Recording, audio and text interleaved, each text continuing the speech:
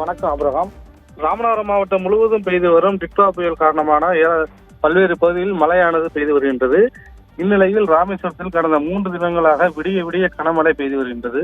இதனால் ராமேஸ்வர தீவு முழுவதும் சாலைகளில் வெள்ளம் பெருக்கெடுத்து ஓடுகின்றது. குறிப்பாக நடராஜபுரம் பகுதியில் சுமார் 200 பேர் வசித்து வரும் நிலையில் அந்த பகுதியில் உள்ள வீடுகளில் மழைநீரானது புகுந்துள்ளதால் அங்குள்ள பொதுமக்கள் கடுமையாக பாதிக்கப்பட்டுள்ளார்கள். மேலும் தனுஷ்கோடிக்கு செல்ல சுற்றுலா பயணிகளுக்கு ஏற்கனவே தடை விதிக்கப்பட்டுள்ளதால் இன்று 2வது நாளாக அந்த தடையானது நீடிக்கப்பட்டுள்ளது.